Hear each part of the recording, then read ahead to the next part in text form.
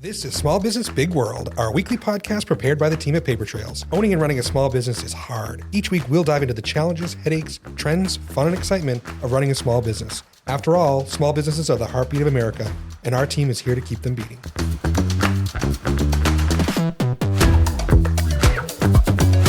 Welcome to Small Business Big World, our weekly podcast discussing all things small business. So today, I have Scott McNeff with me. Welcome, Scott. Thank you. Got an interesting topic today, kind of employing teen workers, right? And empowering them, engaging them, and all that stuff. So certainly in our area, that's very prevalent. So that's certainly a great topic. So a little housekeeping before we get going. So certainly remember to like, follow, share, subscribe, rate, review, all of those fun things everywhere that you listen to podcasts. We're everywhere: Instagram, YouTube, Facebook, Apple Podcasts, Spotify, and at smallbusinessbigworld.com.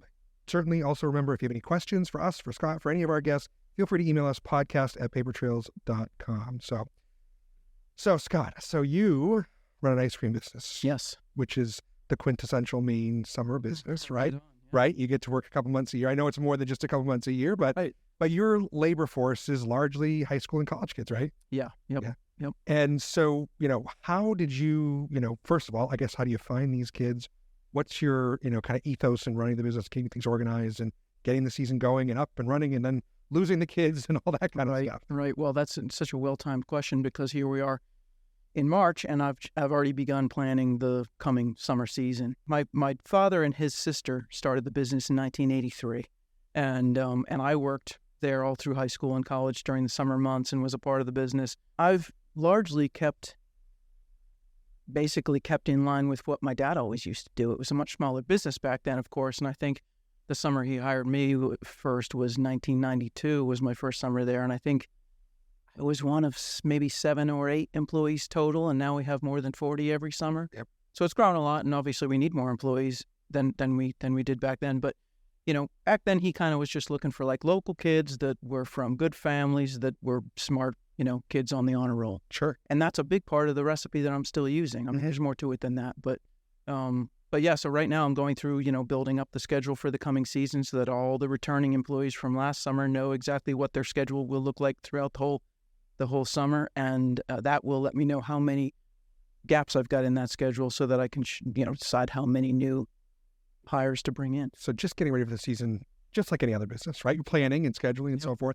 But your workforce is unique, and certainly one of the things with your business, your season's pretty short, right? You're a little before Memorial Day. Yeah, a little before Memorial Day, a little after Labor Day, right? Not too long. Yep.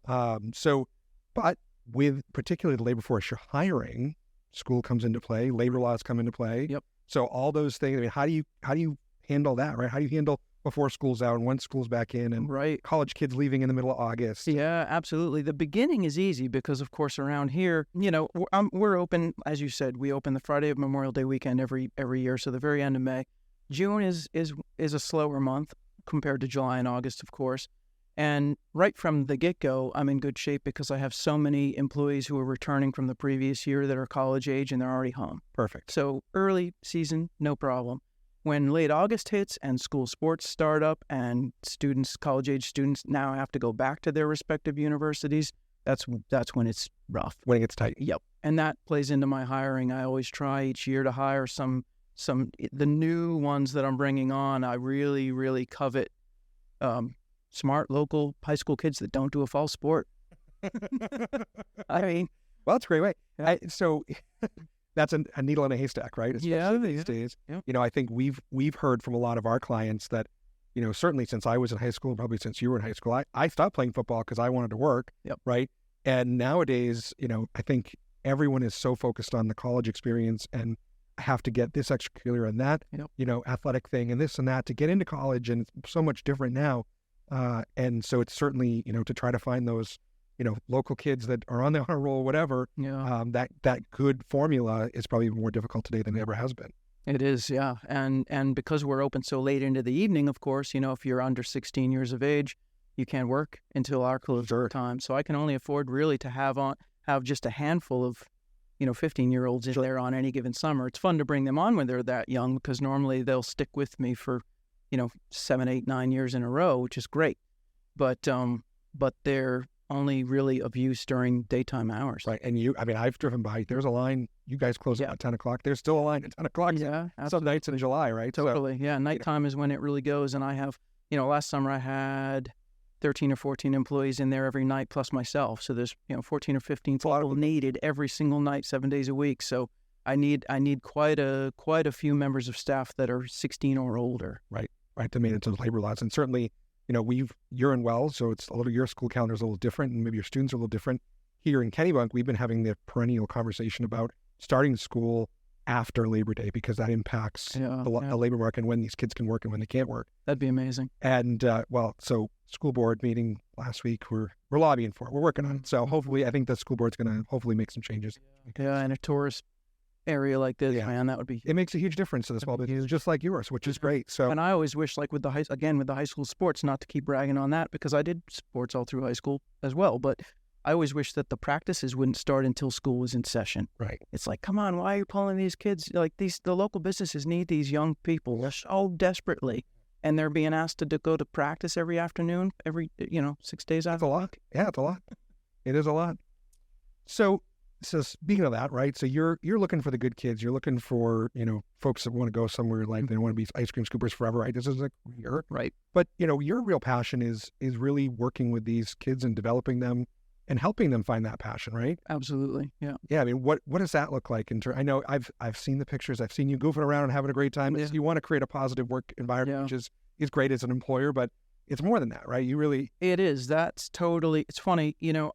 Before my dad called me back home to sort of help him run the business, I was finishing a master's in education over in Vermont with the plan to be a high school biology teacher. And when he said, hey man, I'm kind of getting old, I'd like to retire. Is this something you're interested in? I thought, man, this would be a really nice way to work with young adults. And I was sort of interested in it, and I knew that he'd grown it into a successful business, and I was already a little tired of politics of public education and parents and administrators and whatnot. So, and that was how long ago? It's worse now. Yeah, totally. And in fact, in the late '90s, I taught sex ed in the state of Ohio for a couple of years, and loved doing it. But even then, the politics of that stuff was kind of a grind at times. So, anyway, I just came home basically because I loved the business. I'd had a lot of experience in it. I wanted to help my dad, and try it out.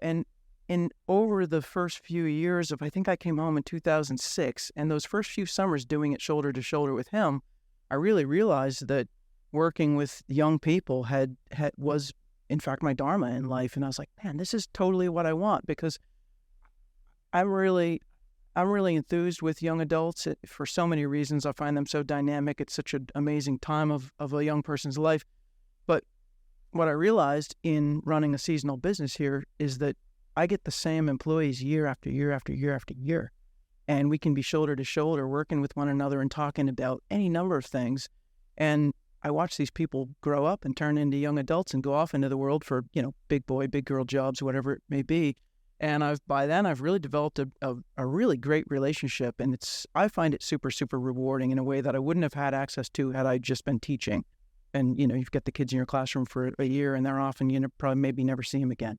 So it was sort of accidental, and I don't know why I didn't have the foresight to see that that's what I was walking into. But all of a sudden I found myself having a career path that gave me the chance to do what brings me so much meaning and really happiness in life. I mean, I it's so funny because I'm just not like I always say I'm like a blue collar Irish kid. I kind of want to punch in, punch out, get my paycheck. I'm not very entrepreneurially minded. I don't take. Your wife says so too. Yeah, exactly. It's true. She goes, I'm over here around the business. Yeah. Scott's goofing around with the kids. It's so true, man. My wife and my first cousin, I have a younger cousin named Marina who manages the business with us. The three of us are our sort of management team, and we all do different parts. And thank goodness my wife is extremely hardworking. She's actually the hardest working individual I've ever met in my life. And she takes a lot of pride in being entrepreneurial and being a business owner. I don't define myself. I don't really care. I don't really care about, ice cream. I don't really care about tourists, kids, little kids, but like young adults, man, that's my passion. And I'm like, wow, I get to make a living running this seasonal small business and really use the business as a cover for what I've got going on behind the scenes, trying to make meaning in my life and theirs and open doors for young adults and elevate them. And that's really cool. I mean, I love it. Right. You've taken this business and you've built a culture that is great for the employees, but it's really fulfilling to you, right? Totally. There's so many business owners that just grind through every day, right? And, Yeah. get it done. Yep. But you found a real passion, which I love it. I love going to work, and I mean it's exhausting because we don't take a single day off. My wife and I work every single day all season, and it's long hours, and I do get tired, but I genuinely love it, and I look forward to being around those kids. And then at the end of the season, when we close, it's almost like I have this really hard transition. It's almost a mild depression of like, man, my crew's around me. Well, you're on for 4 months. Yeah. Right? You're on every day, all day for 4 months, and then it's over, right? Yeah. It's like that retirement. Like people all of a sudden they close the door, they walk out the door on the last day of work, and then they retire. And now what do I do? Totally. I'm worried about retiring, man. I really am. I'm like, I need to figure out a way that after we, the plan is to transition the business to my cousin Marina that I just mentioned. And when I'm out of that business, I need to figure out a way to still have access to young adults. Yeah. So that I can, keep sort of trying to do what I'm doing. That's really cool. So what do you feel? So obviously culture is important in every business. We all have them. We all have a different work life. We all have a different, we have a different feeling in our business, right? How would you describe the feeling at Scoop Tech when the employees walk in, when the kids walk in? Is it fun? Is it what are you really looking to accomplish every day when they walk in? What's it look like? So we're hectic, and we get big lines. We do a big volume. We're busy, but we're always just side by side and working and scooping next to one another. And there's all these conversations going on, between handing over cones to customers. And so it's super social. And I think if you spoke with any of my employees and said, what kind of culture goes on inside of that barn when you get into that old 200-year-old horse barn and you join your coworkers, what's the feel in there? And I think I've made it very clear to all of them. I think all of them would say like, oh man, Scott really pushes hard to like, we're all a community. We're all incredibly respectful to one another. We may not absolutely love every single other 40-plus member of staff and want to spend time outside of work with all of them, but there's a ton of that going on.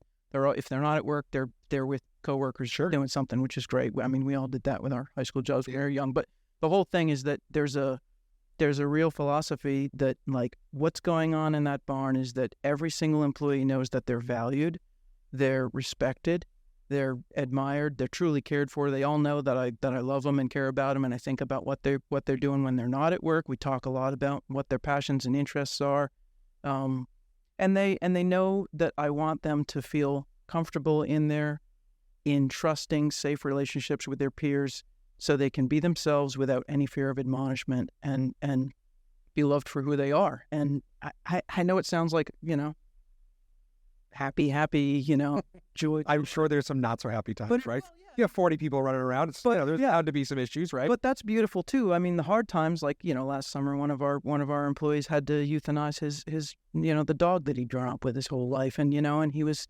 getting loves and hugs from coworkers. I mean, bad stuff happens. Grandparents die. Things, life throws crap at all of us all the time, right? So, and even those hard times create moments where we can, lean on one another a little bit and grow together. And I just want, it's funny, when I was really, really young, I got into when I was a teenager, I was 13, 14, I decided I was going to be a falconer for the rest of my life. And I had to go through a 2-year apprenticeship period under a master falconer here in Maine. And luckily I was apprenticed by the guy who's now my best friend in the world. He lives here in Kennebunk.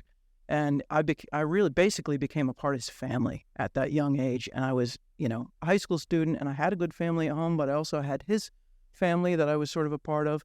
And opening that up, it's the whole, it takes a tribe to raising a young adult kind of thing. His family really opened my eyes to such an extent that over the years as an adult, I kept looking back on what that did for me. And it was as significant and in many ways more powerful than the experience of my undergraduate college years and some international travel that I did when I was younger. And I thought, man, that is what young adults need. Kids need adults in their life who are in their inner circle, who they know that they can rely on and count on, that truly care about them, that they can go to and talk about stuff that maybe they don't want to talk to their immediate parents about. Or maybe they don't have a particularly great home life. something bad's going on there, and they can come to work and feel really safe and really embraced by their peers and their boss. Yeah, which is awesome. So, that's all incredible, right? And I think one of the things that I hear from a lot of employers is nowadays, because there's such that focus on getting through high school, getting great grades, being in all the extracurriculars, doing the sports, doing that stuff, then you get to college, then it's, again, grades. And then a lot of times, kids may have never worked, right? Yeah. So they get into the quote unquote real world, right? They have their first big boy, big girl job, whatever. And they don't know how to work. They don't know how to interact. They don't know how to, they don't know how to be a good employee. And I think, and that's not to say that maybe a terrible analogy. They don't know how to be a good employee, but they just, they've never been in that experience before. So it sounds like what you're doing is not only developing, the social piece, but also the work piece, right? I mean, absolutely. I know you push hard because I've seen the lines, right? Yeah. You got to work hard. Yeah. You're going to work at the scoop deck. You got to be a hard worker, right? Yep. And I think that's, instills some values in folks, which is really cool. And, I'm sure you've probably been a part of similar teams where it's not just me. I'm not like some big bad boss in there cracking the whip, pushing them hard. It's every peer too. Yeah. They all have expectations on one another. It truly is a team situation, and and what I try to make it always be is like, hey, a rising tide floats all boats, and we're all in here. You can't afford to be over there slacking, right? Because look at him, her, her. They're all looking at you like, come on, pick it up. Yeah. Your line's longer than all ours. What's going on? They all care about one another so much, and they all, I just love it, man. I mean, I've been working really hard for years to try to cultivate that kind of community inside the walls of our business, and I have to say I get more excited and more proud and I take more happiness from seeing our longtime employees sort of elevate and hold up, and grow their peers, I'm sure you see them around town after they've left you, right? Absolutely. They're successful and things are wonderful. I know. And that's another big, I get a lot of joy every summer too, because I get visited by innumerable previous employees that have grown up and they're out there in the world, or they've get married and they have kids. They're bringing their kids in. They're still coming in and they want to visit with me. And almost always it's really funny because, in many cases it was their first job that they ever had. Now they're out in the real world with a 9 to 5, around 12 months out of the year. And almost always past employees, when we're visiting and they're coming in, introducing their spouses to me, they're like, man, this was the best job I ever had. That's really cool. I wish I could have just kept doing this. Well, if you say, sure, come on back, right? Yeah, if only we could, You can work till 10, right? You're old enough now, right? Yeah. Yeah, really. If we were a 12-month out of the year, situation, yeah, we'd have a killer crew. I mean, I have a killer crew already as it is. I'm so lucky, and I know that I'm super lucky. I've just went through a vast amount of applications. I mean, I think because word travels, right? These kids know that we care about them. We take really good care of them. We do all sorts of extra stuff for them. Every single day, every day, this is like one of my practices in the morning. I'm having my tea and I go through, I have a wall in my art studio. I paint every morning and I have my staff listed in order of seniority. And I'm looking at the list thinking like, who on there, it's been a while since I've helped so-and-so, or what could I do for them? Or who could I introduce to them? And, because I'm older, of course, and I have a lot of connections all around the community, it's like, oh, she wants to be an interior designer. I'm going to hook her up with Nikki Bongiorno and see if Nikki will. That's really cool. I've done a lot of stuff like that. Yeah. Trying to open doors and make connections to kind of guide them into their desired, field of whatever they want to end up doing. But, yeah, I love that part of it so much. And I forget, running off at the mouth, I forget where I was going with that. But you're going outside the box, right? And I think, one of the things you just mentioned was that you went through a stack of applications, right? And right. So I hear all the time, I can't find anybody, right?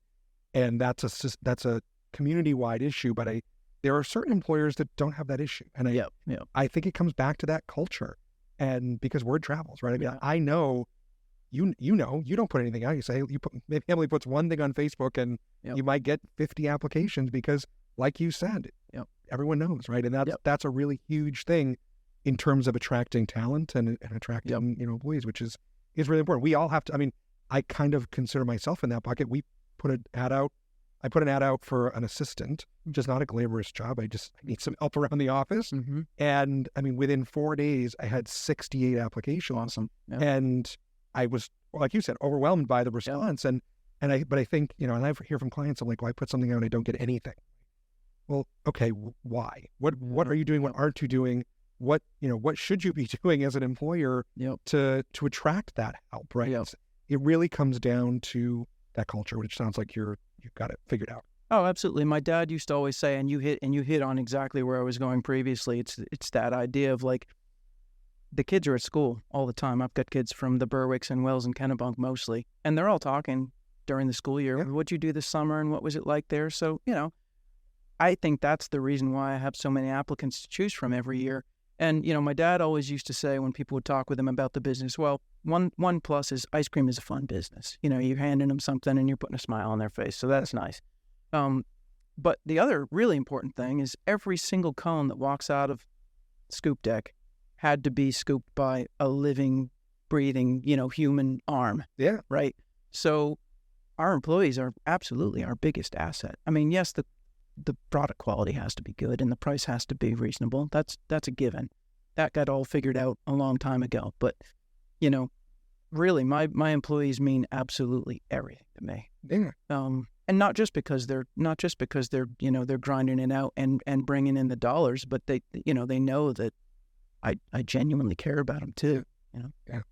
So, we talked about the hiring piece and the culture piece, which is obviously incredible. But what are you doing? Any training or anything? I mean, is it just people are learning because we're learning by doing, right? I mean, I'm reading a book by Horst Schultz, who's the founder of Ritz-Carlton right now. It's all about service excellence and all that kind of stuff. And you said it's the people, right? It's the people that make the difference. The expectation is it's a good quality product at the right price, and there's no defects. That's what this Horst Schultz talks about in his book. But it's really the people. Yep. What are you doing to develop that? That's the team in the social skills and the service and the respect and so forth with the guests. Right. I think, well, a lot of that I think really honestly comes pretty naturally because we it's been so many years now that I've been leaning pretty heavily on my current existing employees to recommend their friends and in many cases their younger siblings to join our team, and they know what's expected and what it's like to work there. And they wouldn't stick their neck out for a friend who they didn't think was going to do a good job. So I'm already getting, sort of qualified. Yeah, really great people coming in, And in most cases, man, they pick it up so quickly. And the other really cool thing is, for many, many years, my dad, on any new employee's first shift, my dad would bring them in and drag them around the shop for like 3 hours and tell them every little detail. And he would hand train everybody, which was great. I did that as well for a while, and I got so sick of it, honestly. And I also didn't want a young, particularly a 15-year-old kid that's their first job. I didn't want them to feel like, oh man, this is my boss who's just like standing over me. Yep. Right next, I just didn't want to put that heat under their collar sort of thing. So what I started doing years ago was picking, I'd grab some really exemplary employee who's been there 6, 7, 8 years, and I'd say, hey, we got a new hire coming in tomorrow for their first shift. Would you be cool to train them? And you take them under your wing, and you can do it however you want. You can start them off with scooping stuff. You can start them off with cash register stuff, whatever it is you want to do, but just have them shadow you for their first shift. And that's what we typically do for the first couple. And I just sort of stay hands off and keep back. I don't want any of them to feel like I'm, putting them under a microscope. So, and that has just been awesome because then the older employee takes pride in the fact that I trust them and appreciate them enough to bring somebody on and show them how everything's done. And the younger employee, I think, hopefully has an easier time going through that training process with someone who's maybe only 3 years older than them rather than working with the, middle-aged white guy like me. Yeah, but it's interesting. And then, okay, so you train them. And then how do you manage that, right? How do you manage the 15, 16, 17-year-olds, when, like you said, they're twice their age, 3 times their age, right? Yeah. In some cases. Yeah. And, so what does that look like? How do you deal with that day to day, right? Because I'm sure culturally there's things that you just don't get. They may be talking about, and, just how do you manage that? Yeah, I don't know. I mean, that sort of stuff kind of comes naturally. I feel like once they've been around for a week or two, I mean, anyone that's new on a job is going to feel a little under pressure at the beginning. Sure. But I think once they're in there for several shifts and they see they feel the community that's in there, and they see how light people are and how much laughter and how much fun we're all genuinely having with one another, I think they're like, man, I think they immediately, really quickly go like, this is a safe place. That's good. I can ask, and I always tell people like, listen, asking questions is not a sign of weakness. It's a sign of strength. Okay. So don't try to do something if you don't know how to do it. Just ask, because you're surrounded by, you got all these peers around you, everyone. And I always push on them too. Like, I want everyone in this shop to know how to do absolutely everything. Don't tell me you're not going to make a frap or an ice cream soda because you don't want to do it. Yeah. It's like, no, you do. Everyone does everything, and they all. I don't know. I think they all really appreciate that, and I don't know. I mean, and listen, I'm lucky too, because none of what we're doing is highly technical, right? I mean, it is fun, and that's a big part of too. I mean, yeah, I have a good culture, and we treat our employees really, really well, and we can afford to pay them well, but it's fun. I'm not saying like, hey, come wash dishes at a seafood place for all summer, and sweat it out, right? and go home stinky, you know. Yeah. I mean, so we have it's a fun summer job. Got a lot of we've had employees too, quite a few employees who were the children of people who had grown up scooping ice cream too, and I think their parents enjoyed it so much and felt nostalgic about it. So I think they probably nudged them like, hey, that's really neat. Go scoop it, Yeah. I know that's always been a challenge for me as a leader. Just so I have staff that's twice my age, right? I have folks that are 10 years younger than me, and trying to manage to all generations and trying to get everybody together and keep the team cohesive has been a real challenge for me as a leader. So I know it's interesting that you've tried to build that culture where it sounds like it's a kind of self-managed or co-managed where the team just kind of gets it and everyone works together, which is awesome. Yeah, absolutely. It's so, and I tell them too frequently, I tell the kids like, listen, you are here because you were recommended by so-and-so, or I talked to your, history teacher at your high school because I knew everyone in town, and you are here because you're an intelligent, bright individual, and I think you're going to make an impact on the world, and I trust you to have good judgment. So as long as you're being appropriate and you're using good judgment and you're giving the customer good service, I totally trust you. And all the kids too. I know a lot of places, are sort of like, what's that nonsense? The customer's always right. No, they're not. Garbage. All my kids know that. Every single one of my employees knows that I've got their back, and if they have some nasty altercation with somebody, they can simply turn their back on that person, walk straight to the side, because I'm there every day anyway, go grab me and say, Scott, you need to go to station 3. I'm done with this person. And the customer's not always right. They all know that. They all know, basically they know that if they're being appropriate and you exercising good judgment, I'm on their side every time. I think that's huge. And I know with my team, we have the same, ethos. I mean, if someone's, I've had some clients say some very terrible things to my team as well. And, afterwards, I have very politely said to them, we're not the right person for you to do this. Have a nice day. Here's all your reports. Here's all your paperwork. You let us know where you're going and we'll help that person go, but we're not the right people for you anymore. And I think that's really important. I mean, nobody comes to work to do a bad job, right? Yep. And, everyone, I hope you're hiring, and I know, we're looking for folks that are going to take care of our clients and care. Yep. And, I think it's really important when unfortunate situations happen, which they do, that we as employers have there. And that's really important to me too. So. Yeah. And it is unfortunate that things do happen like that. I mean, if we wait on, and I say this a lot too, at the end of the night when we're cleaning up, the kids will want to decompress and gripe a little bit, and someone will be mopping a floor and start complaining about someone who was miserable or said something inappropriate. And it's like, I'm like, I'm cleaning down a surface and I go, hey, get it out of your system for a minute or two. Okay. And then just remember, we waited on 2,000 people today and we only had 3 lousy customers. It's pretty sweet. Yeah. Just 3. Which I was, it's funny. I was on vacation one time. We're at a resort and thinking, this would be a great place to work. Everyone's happy, right? Everyone's coming here because they're on vacation, right? Yeah. Which is largely what your customer base is, right? Yeah. But it still amazes me the number of people that can just be miserable, just for no reason usually. But it's hard, and I think that's the hardest part about service. And I wish those things didn't happen, like the extreme examples like you just talked about. I mean, definitely there's been a handful of times over the years where I've followed someone out into the parking lot and just said, you're not allowed on this property ever again. I don't ever want to see you, that sort of thing. And that sucks. But then when you go back in the building, when a case like that is really justified, the whole staff saw that happen. And absolutely. And that builds more trust. Totally. Yeah. I mean, that builds more trust and builds that culture, and it's all that good stuff. So. Yep. Well, awesome. Well, we've covered a lot of ground today, Scott. I think it's a really cool. You're in a really cool business, which is, I'm jealous because I have to work 12 months a year, and you only have to quote unquote work for a few months a year. But I know it's a year-round project. But I think it's a really interesting topic, and again, dealing with the intergenerational stuff. So, thank you very much for joining us today. Any last thoughts of anything that we didn't hit that you wanted to share with anybody, or? No, not necessarily. Yeah, no, it's fun. Okay. Yeah, it's just fun, man. I mean, we all, as living in a community like this, so many people work seasonally. I mean, most of my closest friends that I have dinner parties with in the winter months, they have seasonal jobs just by virtue of where we live, and it's a grind when it's going on. But you gotta have some fun, right? Sure. I mean, you gotta. I just feel I just feel like so much of life is about meaning and purpose, and you gotta find that.